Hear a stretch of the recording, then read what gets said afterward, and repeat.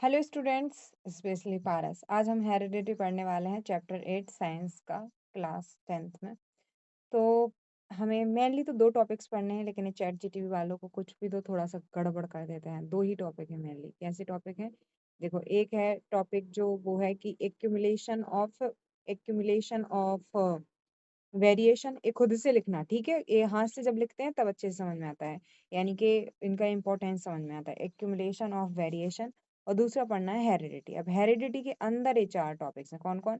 Inherited traits, rules for the inheritance of traits, Mendel's का क्या contribution रहा ये भी।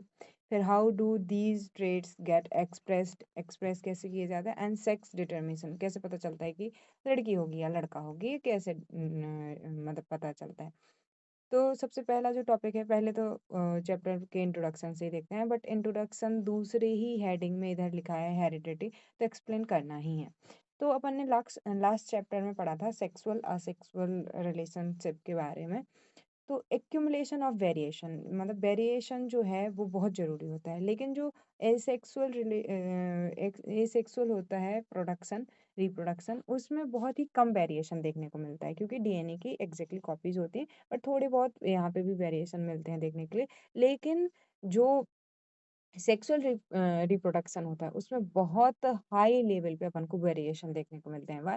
क्योंकि दो अलग अलग इंडिविजुअल्स मिल रहे हैं ना, तो अलग अलग तरीके के हैं वो। तो वो जब मतलब कि उनसे जो भी नेक्स्ट जनरेशन बनेगी, उसमें वेरिएशन आना कंपलसरी है। तो हेरिडिटी होती क्या है? तो the process of passing down traits and characteristics from one generation to next generation called heredity. यानी कि एक जनरेशन से अगली जनरेशन को जो भी फीचर्स, मतलब कि जो भी बिहेवियर वगैरह पास होता है, उसको हम हेरिडिटी बोलते हैं। हेरिडिटी दो तरीके की होती है। तो इनहेरिटेड ट्रेट्स के यहाँ हमने बताया है इन दोनों में डिफरेंस, कि एक्वायर्ड ट्रेट्स क्या होते हैं और इनहेरिटेड ट्रेट्स क्या होते हैं।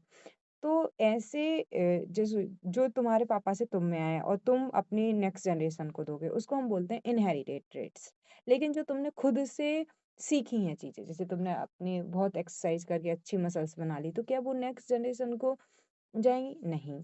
या तुमने बहुत ज्यादा कुछ पढ़ लिया, क्या वो नेक्स्ट जनरेशन को जाएगा? नहीं। तो वो एक्वायर्ड मतलब तुमने खुद से एक्वायर किया है ना। इनहेरिटेड मतलब तुम्हें मिला था, वो तुम्हारी नेक्स्ट जनरेशन को जाएगा। ठीक है? तो जो इनहेरिटेड ट्रेट्स होते हैं, ये ट्रेट का मतलब क्या होता है? कुछ ऐसे फीचर्स यानी कि विशेषताएं जो एक से दूसरे में जा रही होती हैं, तो उन्हीं को कहते हैं ट्रेट्स। मतलब ट्रेट मतलब है फीचर्स, कुछ फीचर यानी विशेषताएं कुछ। ठीक है?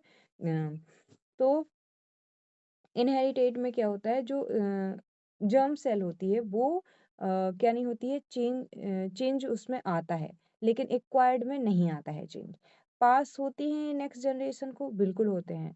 ये जो भी तुम्हारे पास इनहेरिटेड ट्रेट्स हैं, चाहे तुम्हारे बोलने का, बैठने का, उठने का, जो भी एक कुछ ट्रेट्स हैं, वो तुम्हारी जनरेशन से तुम्हें मिले हैं, तो वो नेक्स्ट जनरेशन को पास होंगे, बिल्कुल होंगे। लेकिन ये जो तुमने खुद से सीखे हैं, ये अगली जनरेशन को नहीं जाएंगे। ये इव्यूलेशन करते हैं, बिल्कुल इव्यूलेशन के लिए इम्पोर्टेंट होते हैं इनहेरिटेड ट्रेड्स, लेकिन ये लीड नहीं करते हैं। इव्यूलेशन से इनका कुछ खास लेना देना नहीं है। किसका? एक्वायर्ड ट्रेड्स का। अब बात करते हैं आगे की, यानी कि रूल ऑफ इनहेरिटेंस क्या है। तो मेनली तीन रूल्स याद रखना है। एक है कि inheritance in human is influenced equally by paternal and maternal genes. यानी माँ की तरफ से, पिता की तरफ से इक्वली जो हमारे अंदर जीन्स आते हैं, वो इक्वली दोनों की तरफ से आ रहे होते हैं, यानी 50-50% मान लो एक तरीके से। दूसरा क्या है? देखो इधर तराजू से इसको याद रखोगे तो each child inherited one version of a trait from each parent. जो मतलब कि चाइल्ड है, उसके अंदर जो है इनहेरिटेड आते हैं, एक वर्जन होता है, वो दोनों से ही आया होता है, पापा से भी, मम्मी से भी। तीसरी बात की गई है, trait in children follow Mendel's rule of inheritance.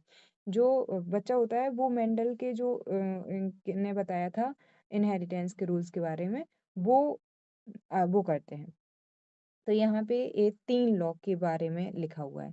कौन कौन से लॉ हैं? तो एक है लॉ ऑफ डोमिनेंस, कौन सा लॉ है? डोमिनेंस का लॉ। दूसरा है लॉ ऑफ सेग्रीगेशन और तीसरा है लॉ ऑफ इंडिपेंडेंट असॉर्टमेंट। ये 3 लॉ हैं, ठीक है। अब ये जो होता है डोमिनेंस, लॉ ऑफ डोमिनेंस, ये कहता है कि इन heterozygous pair the dominant allele mask the recessive one. अब यानी कि डोमिनेंट अलील जो है वो दबा देता है किसी को, रेसेसिव को। अब इसके लिए हमें ये डोमिनेंट, ये हेट्रो, ये सब कुछ वर्ड्स को समझना पड़ेगा। तो चलो समझते हैं, लेकिन मेंडल के पहले कुछ एक्सपेरिमेंट देखते हैं। तो मेंडल ने कौन सा पेड़ लिया? पी यानी कि मटर का पेड़ लिया था। तो क्यों मटर का पेड़ लिया था? क्योंकि मटर का पेड़ एनुअल प्लांट है, ठीक है, और ये इसकी लाइफ साइकिल शॉर्ट होती है, तो जल्दी जल्दी इस पे एक्सपेरिमेंट किए जा सकते हैं। अपन ने पढ़ा था ना रिप्रोडक्शन सिस्टम में पॉलीगेशन, यानी कि अपने ही पौधे पे जो कर लें उनको कहते हैं सेल्फ पॉलीगेशन, यानी कि सेल्फ फर्टिलाइजेशन, और दूसरे पौधे से आए तो उसको क्रॉस पॉलीगेशन। तो ये दोनों ही यहाँ पे पॉसिबल है, ठीक है, इस वजह से यूज किया था। और इसमें लार्ज नंबर ऑफ ऑब्सेरिंग्स होते हैं जो इम्पोर्टेंट, मतलब कि जल्दी जल्दी काम अपन को, मतलब कि रिसर्च के लिए अच्छे होते हैं। 7 पेयर्स ऑफ अलील्स कैरेक्टरिस्टिक्स। तो ये सब जो कंडीशंस हैं, एक क्या बनाती हैं? पी के प्लांट को एक्सपेरिमेंट के लिए सबसे सुइटेबल बनाती हैं। तो किसका पेड़ चुना गया? पी का चुना। किसने चुना? मेंडल ने। अब मेंडल ने 2 एक्सपेरिमेंट किए। एक तो किया मोनो हाइब्रिड, मोनो मतलब अकेले, एक बार, और एक है डाई हाइब्रिड। तो ये दोनों तरीके का अपन को देखना है। तो इसमें जो कंक्लूजन निकल के आया, इधर से समझते हैं कि एक था टी प्लांट, कैसा? लंबा वाला। एक था स्मॉल टी यानी कि ड्वार्फ, छोटा वाला टी का पेड़। इन दोनों के बीच में कराया गया फर्टिलाइजेशन। तो फिर पहली जनरेशन में केवल ए बनेगा, इसको इसको वो करेंगे तो इसका एक ले लेंगे, इसका एक ले लेंगे। फिर दूसरी बार के लिए इसी से सेल्फ पॉलिनेशन करा, मतलब कि सेल्फ फर्टिलाइजेशन करा दिया गया। तो उससे क्या बना? अब सिंपल मल्टीप्लाई करना है, इसका इसमें कर दो, इसका इसमें कर दो। तो इसका टी का कैपिटल टी का कैपिटल टी में करेंगे तो टी टी बनेगा, टी का स्मॉल टी में करेंगे तो एक कैपिटल टी, एक स्मॉल टी बनेगा। फिर इस वाली टी का दोनों में करेंगे तो ये इस तरीके से बन गए।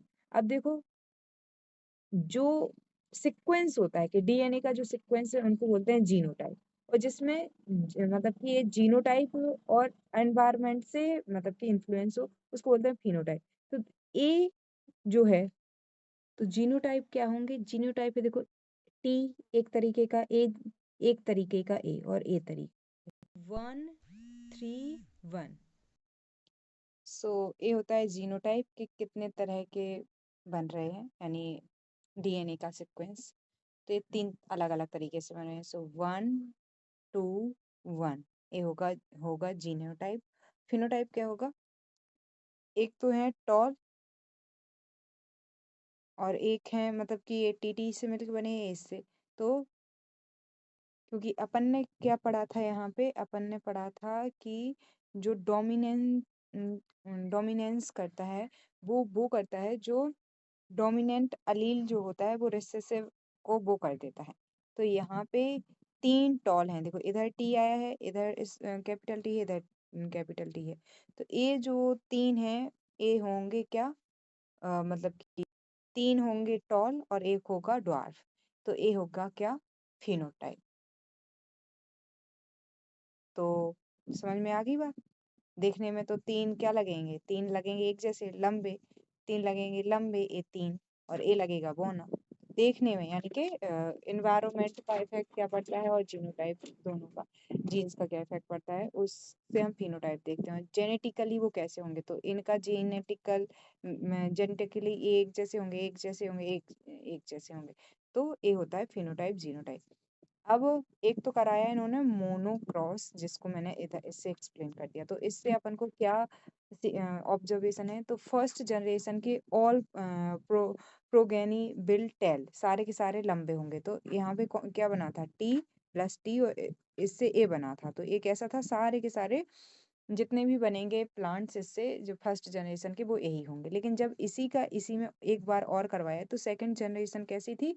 इन generation second progeny of first include both tall and dwarf, तो दोनों ही हैं, टेल भी हैं और ड्वार्फ भी हैं, ठीक है।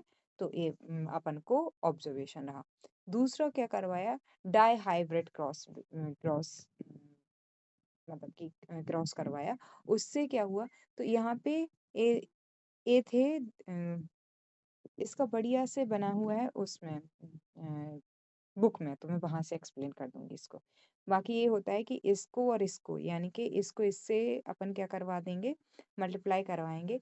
तो क्या बनेगा? बाई, एक इधर से बाई, दो है ना ये बाई, तो एक बाई इधर से ले लेंगे, डबल आर दो है तो एक आर इधर से लेंगे, डबल बाई इधर है तो स्मॉल बाई इधर से लेंगे और स्मॉल आर इधर से लेंगे। फिर क्या कराएंगे?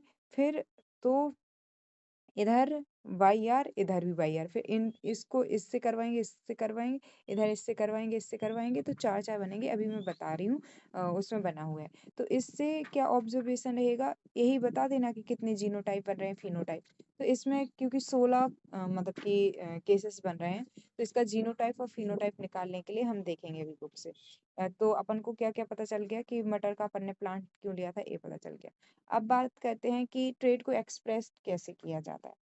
तो कहा जाता है मतलब कि बुक में जितना टेक्स्ट है उसके अकॉर्डिंग, क्योंकि इसमें एक्सप्लेन करने के लिए जाएंगे, या पुरानी एनसीईआरटी थी ना, उसमें बहुत कुछ इसमें एक्सप्लेन करने को था। लेकिन अभी यहाँ पे आपको क्या समझना है, तो मैंने पहले भी समझाया कि पूरी की पूरी क्या है? सेल है। सेल के अंदर जो क्या होता है? न्यूक्लियर होता है। न्यूक्लियर के अंदर क्या होते हैं? क्रोमोसोम होते हैं। क्रोमोसोम क्या होते हैं? जितना भी जेनेटिकल मटेरियल है उसको क्रोमोसोम बोलते हैं। ये कितने पेयर्स होते हैं? 22, टोटल होते हैं 23। 22 एक जैसे होते हैं, जो 23rd वा जो होता है यानी कि एक अलग होता है, जिसको सेक्स क्रोमोसोम कहते हैं, जो डिफाइन करता है कि कोई लड़का होगा या लड़की होगा, मतलब कि ए अलग होता है, बाकी सब एक जैसे होते हैं। फिर इसमें होते हैं क्रोमोटिन, डी नहीं है इधर, क्रोमोटिन है, एन है, ठीक है। क्रोमोटिन में क्या होता है? तो इसमें डीएनए भी है। किसमें? क्रोमोसोम में डीएनए भी है और प्रोटीन भी है, ठीक है। तो ये दोनों मिलके क्या कहलाते हैं? क्रोमोटिन कहलाते हैं। और डीएनए क्या होता है? तो डीएनए ए जो पार्ट है इसको डीएनए बोलते हैं। और जीन किसको बोलते हैं? स्पेसिफिकली इतना पार्ट काट दे तो ये जीन है, यानी कि जो भी पूरी हेरिडिटी की यूनिट है वो क्या है? जीन है। अब अलील क्या होते हैं? तो पेयर ऑफ जीन, जो कि स्पेसिफिकली किसी पर्टिकुलर क्रोमोसोम का हिस्सा होते हैं, और वो स्पेसिफिकली किसी एक ट्रेट को कंट्रोल कर रहे होते हैं। तो पेयर ऑफ जीन को क्या बोलते हैं? अलील बोलते हैं। ये कितने टाइप के होते हैं? दो तरीके के होते हैं, डोमिनेंट अलील और रिसेसिव अलील। डोमिनेंट अलील का मतलब है कि पावरफुल, और ए है रिसेसिव। तो ये दोनों जब भी होंगे ना, तो ए अगर आ गया तो इसकी कोई वैल्यू नहीं। जैसे अपन ने वो रिएक्टिविटी सीरीज की मेटल नॉन मेटल पढ़ी थी ना, कि ये डिस्प्लेस कर देता है, वैसे ही इसके गुण फिर नहीं दिखाई देते हैं, इसके दिखाई देते हैं फर्स्ट जनरेशन में। यही अपन ने मेंडल के उसमें देखा है। दूसरा एक कंडीशन, तो एक होती है हेट्रोजाइगस, एक होती है होमोजाइगस। हेट्रोजाइगस और होमोजाइगस क्या होती है? कि जिसमें एक जैसे हों, ठीक है। जैसे कि यहाँ पे टॉल लिया है, तो ये क्या है? हेट्रोजाइगस है, एक जैसे हैं। इसमें एक जैसे है, इसमें अलग अलग हैं, तो ये होमोजाइगस है। होमो मतलब कि एक जैसे, तो सॉरी मैंने बोली, होमो मतलब ए है, तो इसमें बड़ी इस capital capital toll tall plant है, तो इसको बोलेंगे हेट्रोजाइगस। इसको भी बोलेंगे हेट्रोजाइगस, एक जैसे लिए हैं इनको बोलेंगे होमोजाइगस। तो आपको ये कुछ टर्म्स समझ में आ गई होंगी, ठीक है ना। अब बात करते हैं कि कैसे पता करें कि जो नेक्स्ट जनरेशन में न्यू बॉर्न बच्चा है वो लड़का होगा या लड़की। तो जो फीमेल होती है उसमें एक्स एक्स ही होता है, यानी कि लड़की या फीमेल के ऊपर एक रिस्पॉन्सिबिलिटी नहीं होती कि लड़का होगा या लड़की होगी। लड़के के अंदर यानी मेल के अंदर होता है एक्स एंड वाई।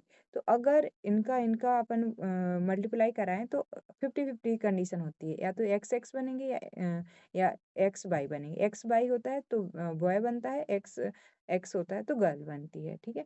सो ए है टोटल मिला के, इससे ज़्यादा कुछ है नहीं इस चैप्टर में, बहुत ही इजी चैप्टर है। पहले बहुत बड़ा चैप्टर था, लेकिन इसमें से इवोल्यूशन को हटा दिया गया, बहुत सारी चीज़ों को हटा दिया गया। तो फिर से मैं बताती हूँ, अपन ने सबसे पहले पढ़ा कि वेरिएशन, तो हाँ, एज सेक्सुअल में कम होता है, सेक्सुअल में ज़्यादा होता है। फिर हेरिडिटी, एक जनरेशन से नेक्स्ट जनरेशन में जो भी ट्रेड्स और कैरेक्टर्स का जाना है, वो हेरिडिटी कहलाती है। हेरिडिटी 2 तरीके के ट्रेड्स होते हैं, मतलब ट्रेड्स जो हैं वो 2 तरीके के होते हैं। ट्रेड मतलब फीचर्स। तो एक वो ट्रेट हैं जो कि हमें मिले हैं और वो नेक्स्ट जनरेशन को जाएँगे, उनको बोलते हैं इनहेरिटेड ट्रेड्स। एक्वायर्ड ट्रेड्स का मतलब होता है जो हमने खुद की मेहनत से कमाए हैं एक तरीके से, तो वो अगली जनरेशन को नहीं जाएँगे। फिर रूल ऑफ इनहेरिटेंस, इसमें 3 लॉ थे। पहला कि जो भी inheritance in human is influence equally by paternal and maternal gene. Maternal और पैटर्नल जीन इक्वली इन्फ्लुएंस करते हैं, मतलब कि किसको, ह्यूमन को। अब ईच चाइल्ड में जो है कोई भी एक चीज़ है उसमें दोनों ही के ट्रेट होते हैं, पेरेंट के भी, मतलब each parent, father and mother दोनों की तरफ से आता है, कोई भी सिंगल वो हो। और तीसरा था कि मेंडल ने जो एक्सपेरिमेंट करे थे वो सब भी यहाँ पे फॉलो होते हैं। तो यहाँ पे 3 लॉ हैं। कौन-कौन से हैं? एक है लॉ ऑफ डोमिनेंस, एक है लॉ ऑफ सेग्रीगेशन और एक है लॉ ऑफ इंडिपेंडेंट असॉर्टमेंट। तो ये मैं एक्सप्लेन कर चुकी हूँ। मेंडल का एक्सपेरिमेंट जो है वो मोनो ब्रेड और हाइब्रिड। मोनो ब्रेड में उन्होंने क्या किया, टॉल-टॉल 2 ट्रीज़ लिए एंड उनसे ये फर्स्ट जनरेशन में लंबे ही सारे बनेंगे, दूसरी जनरेशन में लंबे 3 लंबे और 1 बौना पेड़ बनेगा।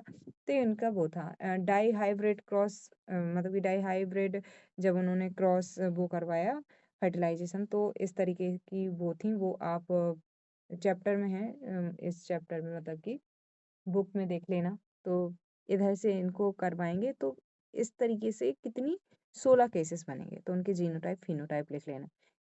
प्लांट जो है पी का ही क्यों चुना था, क्योंकि ये एनुअल प्लांट था, शॉर्ट लाइफ साइकिल है, तो जल्दी जल्दी इसको अपन यूज कर सकते हैं रिसर्च और एक्सपेरिमेंट के लिए। इसमें सेल्फ और क्रॉस पॉलिनेशन दोनों ही होते हैं, तो इन सब की वजह से इम्पोर्टेंट था। अब क्या है, आपको इसको समझना है, इसके क्वेश्चन आंसर्स को करना है। कहीं कोई प्रॉब्लम होगी सो आई विल एक्सप्लेन, बाकी छोटा सा ही चैप्टर है।